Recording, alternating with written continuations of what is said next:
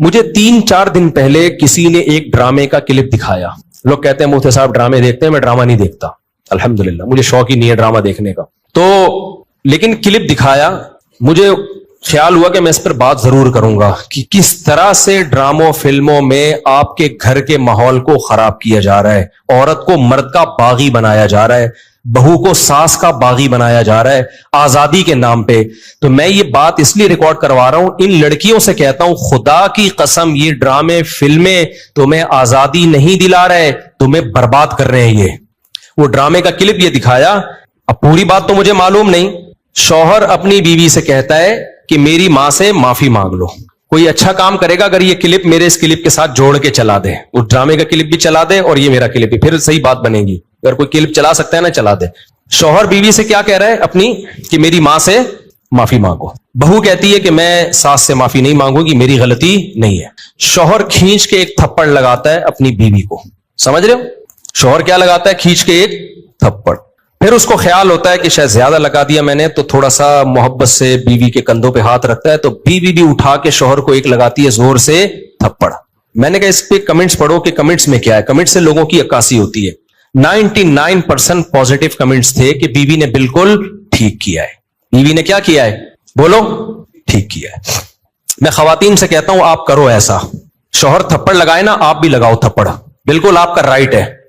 اس کے بعد لا الہ الا اللہ محمد الرسول اللہ, میں حلفیہ بولتا ہوں, شوہر سے محبت کی امید مت رکھو, وہ تمہیں سیکس کا ایک آلہ سمجھ کے یوز کرے گا. خدا کی قسم ایک انسٹرومنٹ جو بازاروں سے ملتے ہیں نا, اس کے علاوہ تمہارا اپنے شوہر سے 2 ٹکے کا رشتہ نہیں ہوگا. یہاں ہو سکتا ہے اگلا ڈرامہ یہ لوگ اس پہ بنا لیں یا بنا بھی لیا ہو کہ نہ ہو ہمیں شوہر کی ضرورت نہیں ہے. میں نہیں کہہ رہا کہ شوہر نے تھپڑ مار کے اچھا کام کیا. ڈرامہ اگر خاندان کو جوڑنا سکھاتا نا تو کیسے بناتا ڈرامہ, وہ میں ابھی بتاؤں گا آپ کو. مجھ سے پوچھ کے بناتا نا تو میں بتاتا اس طرح سے بناؤ ڈرامہ, اس طرح سے معاشرے کی اصلاح ہوگی. یہ جو آپ نے ریپلائی دکھا دیا نا کہ شوہر نے تھپڑ مارا اور اٹھا کے بیوی نے بھی تھپڑ, تو جنہوں نے مجھے کہا نا, میں نے کہا ان کے یہ بولو کہ لندن میں باپ بھی بچوں پہ ہاتھ نہیں اٹھا سکتا. سمجھ رہے ہو نا, ماں بھی بچوں پہ ہاتھ نہیں اٹھا سکتی. لندن کی مثالیں دینی ہے تو پھر پوری مثالیں دیا کرو. لندن میں یہ نہیں ہو سکتا کہ شوہر بیوی کا خرچہ اٹھائے. لندن میں شوہر بیوی کا خرچہ نہیں اٹھاتا. لندن میں شوہر بیویوں سے بچے پیدا نہیں کرتے. لندن میں مرد بیوی سے شادی کرتا ہے 55 سال کی عمر میں. 25 سال کے لونڈے ان انگریز عورتوں کو نہیں ملتے. لندن میں ایک آدمی 100 عورتوں سے منہ کالا کر کے جب تھک کے بڈھا ہو جاتا ہے نا, پھر بیوی سے شادی کرتا ہے جا کے. وہ جب لندن کو لینا ہے تو پورا لو لندن کو میرے بھائی, آدھا بولتے کیوں نہیں لو, آدھا نہیں لو. لندن میں انگریز بڈھے بیوی سے وفا کرتے ہیں, 100% کرتے ہیں. 50-55 سال کی عمر میں جب بڈھے ہو جاتے ہیں, 22 سال کا لونڈا بیوی سے وفا کرے اور شادی کر کے اس کا خرچہ اٹھائے. یہ آپ کو انڈا موڑ پہ اس کی مثالیں ملیں گی. اس کی مثالیں آپ کو لندن میں نہیں ملیں گی. سمجھ رہے ہو, ہم غریبوں کیا مثال. میرے بھانجوں نے شادی کی, ایک 20 سال ایک 22 سال, تو 3-3 4-4 سال سے وفا کر رہے ہیں, کسی عورت سے ان کا ریلیشن نہیں ہے. یہ لندن میں مثالیں نہیں ملیں گی. ملیں گی 55 سال کے بڈھوں کی ملیں گی جب کسی کام کے رہے نہیں تو بیوی سے, وہ کہتے ہیں بیوی سے گورا وفا کرتا ہے. حضرت آپ لندن سے آئے ہیں نا, صحیح کہہ رہا ہوں غلط کہہ رہا ہوں؟ تو یہ لندن کی نا ڈراموں فلمیں بہت دکھا رہے ہیں, لندن میں عورت پہ ہاتھ نہیں اٹھا سکتے. امریکہ میں کوئی ہاتھ اٹھا کے دیکھے تو او بھائی نہیں اٹھا سکتے, لیکن وہاں ماں بچے کو بھی چماٹ مار کے تو دیکھے.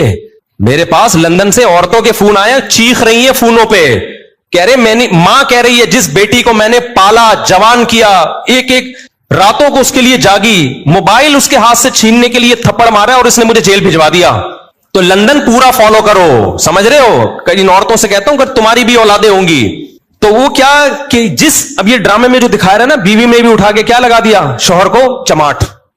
تو نیچے 99% کمنٹس جو ہیں پازیٹیو کہ بہترین کام کیا. ایسے مرد کا یہی علاج ہونا چاہیے. ساس کو بہو پہ کوئی حق نہیں ہے, وہ کیوں معافی مانگے. مجھے لگا کہ اس قدر زہریلی یہ تحریک چل رہی ہے نا گھروں کو تباہ کرنے میں, گھروں کو بگاڑنے میں, کہ کسی مولوی کے 4-4 گھنٹوں کے بیان, درس قرآن ایک طرف, اور یہ ایک چھوٹا سا کلپ گھروں میں آگ لگانے کے لیے ایک طرف.